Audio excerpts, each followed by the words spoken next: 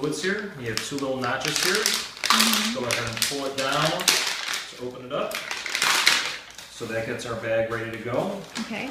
Now we can inject our medications into the bag. This is our little injection port right here. So this is where we're going to put all our injections. So we'll start off with our vitamin B. Start off with the vitamin B12. And it's going to be 2 mLs injected into the fluid bag. Okay? I'm just going to take this little stopper off here. Comes right off. And we'll get our syringe. It's always good to, when you get the syringe out, just give it a little twist. Okay. That way it's not going to be loose on you when you inject it. We're going to go ahead and put it down like that. I always like to hold the bottle right like this as opposed to holding it here because I have less chance to poke myself in the finger. Okay. So if you hold it at the base, less chance of poking yourself in the finger. Put it upside down, draw down past the tube. You can see all these bubbles that are up on the top. Yeah. I'm going to inject them back in till my plunger, the top of the plunger is at the tube. That's what I do with the other stuff that he has. Good. So you're doing that right. Okay? So this is ready to go. We're going to take it, again, right into our little port here. Just goes right in, and you inject it in. Okay? Okay. Pull it right out. Okay. We'll cap this up so we don't poke ourselves with the fingers. Again, keeping my finger away from the base, just like that. Next, we're going to do the vitamin B complex. And this, again, is 2 mLs of the vitamin B complex into the fluid bag. And it's refrigerated. And this one's in the refrigerator, correct.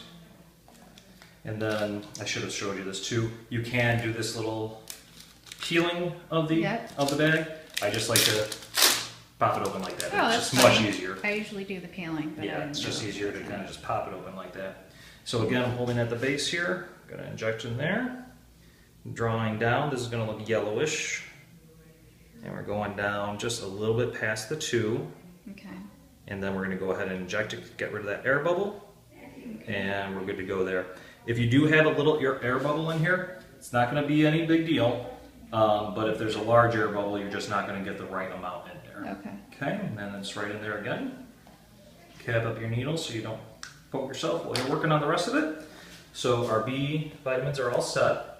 Now we're going to get our potassium chloride. And I forgot to grab a needle. I will get you some more. I'm just going to use this one for now. Okay. So you take your needle out of the package, just go ahead and twist it on there. This guy just pops right off. And that'll stay off the whole time. That's going to stay off because you're using the whole bottle for each bag. So we're going to go ahead and draw all the way down. Because we're taking all. We're taking the whole bottle. Yep. So we're drawing all the way down, almost to the 10. Now you can see as I let go, it's wanting to go back in. What you can do to help counteract that. Go ahead and draw a little bit of air up, put it in there, push that air in, now there's positive pressure that's coming out.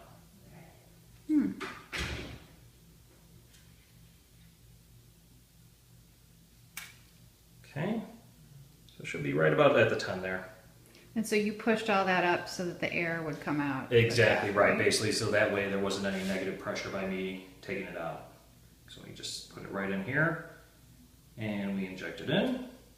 Take it out. We have a nurse next door, a couple of nurses next door, so they be know exactly how to do this stuff. Yep. They can teach you all those little tricks of the trade. Hopefully, okay. Just prepare. So now our bag is ready. We can go ahead and spike it and prime our line. So we're going to take the little nub right off here. Okay. Taking that off does not open this up. It's still sealed. We have to spike it with our fluid line here. The fluid line, you can see there's a little notch at the top there. Just going to take it and peel it back, and then this is what we call the spike. Okay. It's got a little plastic cover. Just take that off, carefully inject it into the fluid bag. The most common mistake that people have when they do this is they will bend this and poke the spike right through, so try to keep it straight. Okay. Now this line is open. All of them are open before you open the bag, basically. So I'm going to close it. Okay. So I have the little guy there, the rolling stopper. We're going to close it Otherwise up. it'll start coming out. Otherwise it'll start coming out before I'm ready.